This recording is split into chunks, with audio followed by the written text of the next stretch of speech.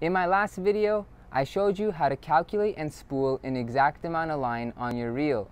Many of you found that helpful and wanted to know how to do that with backing and braid.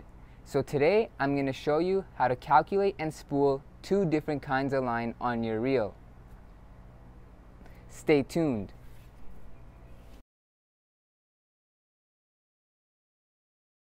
So, just like in my last video, I will start by teaching you the theory and then I will show you a practical example. And if you haven't gone to watch my last video, I highly recommend you go watch that first, as it'll probably help you understand what's going on here.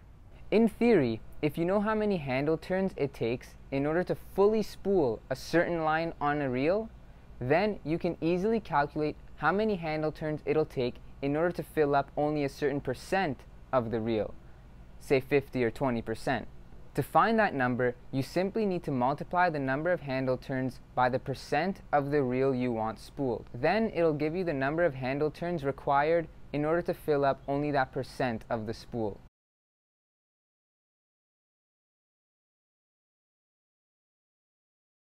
For example, if I know that it takes 100 handle turns in order to fill my spool with 35-pound mono, and I only want to fill it at 40% capacity, then I simply multiply 100 handle turns by 0.4, which is 40% in decimal form, which is going to give me 40 handle turns that are required in order to fill up 40% of my reel with 35-pound mono.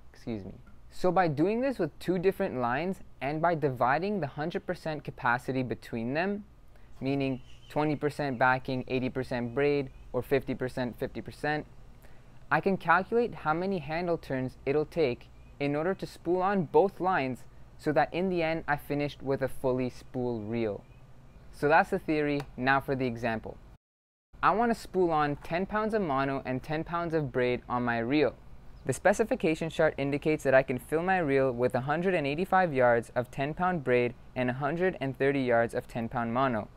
Now I do the simple calculations in order to find out how many handle turns are required in order to fully spool each line on my reel, and you can go watch the first video to see that in more detail. And that gives me 148 handle turns for 10-pound mono and 210 handle turns for 10-pound braid. But in my case, I'm going to go ahead and put this whole spool of 150 yards of 10-pound braid on my reel. Since the max capacity of 10-pound braid for my reel is 185 yards, I know that there's still going to be some space left for the mono backing. Next, I need to find out what percent of the spool will be occupied if I put on 150 yards of 10-pound braid, so that I can then calculate how much space will be left for the backing.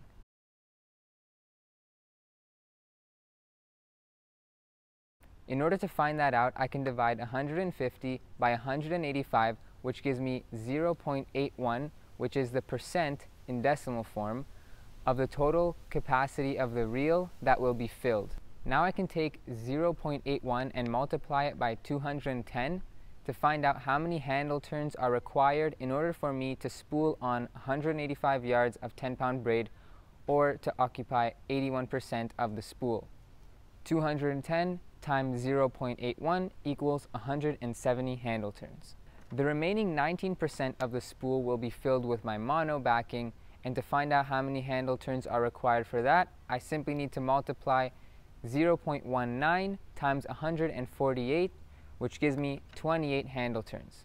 So first I'm going to put 28 handle turns of mono backing, and then I'm going to proceed with 170 handle turns of my 10-pound braid.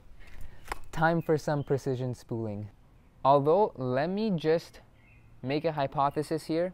I think I may end up over spooling this reel, but we'll talk about that once we find out if that's true or not. And then if it's not, then we'll talk about it, and if it is, we'll still talk about it.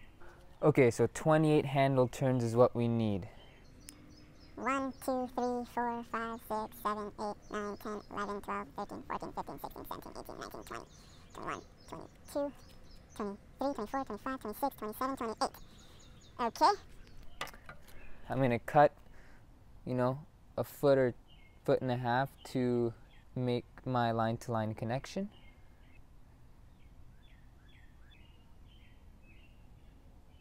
Now we got 171 handle turns of braid to put, so I'm just going to get the knot. So the knot has just entered the bail, and we're going to go 170. 1, 2, 3, 4, 5, 6, 7, 8, 9, 10, 11, 12. 22, 23, 24, 25, 26, 27, 28, 29, 30, 31, 32, 33, 34, 35, 36, 37, 38, 39, 40, 41, 42, 43, 44, 45, 47, 48, 49, 50, 51, 52, 53, 54, 55, 56, 57, 58, 59, 60, 61, 62, 63, 64, 65, 66, 67, 68, 69, 70, 71, 5, 6, 7, 8, 9, 80, 81, 82, 83, 84, 85, 86, 87, 88, 89, 90, 91, 92, 93, 94, 95, 96, 97, 98, 99, 100, 101, 2, 3, 4, 5, 6, 7, 8, 9, 10, 11, 12, 13, 14, 15, 16, 17, 18, 19, 20, 21, 22, 23, 24, 25, 26, 27, 28, 29, 30, 31, 32, 33, 34, 35, 36, 37, 38, 39, 40, 41, 42, 43, 44. Malfunction. 45, 46, 47, 48, 49, 50, 51, 52, 53, 54, 55, 56, 57, 58, 59, 60, 61, 62, 63, 64, 65, 66, 67, 68, 69, 70. 70. 71. 71? It's pretty dang good. Like, that's about as good as it's gonna get before it falls off. But there's still just a tad bit left. I could probably squeeze this on, but I don't know what to make of this right now.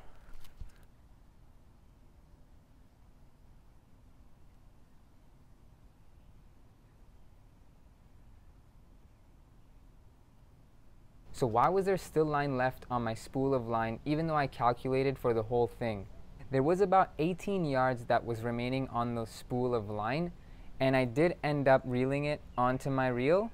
The line doesn't seem to be falling off as it should if it is over spooled, but that could be because of the tension of the braid and the coating that's on it sticking it together. The reel does seem a little bit packed with line. I definitely wouldn't have reeled to this point naturally, but I'm going to keep thinking about this. Regardless, the theory here for calculating more than one line on your reel makes sense and it should work for you.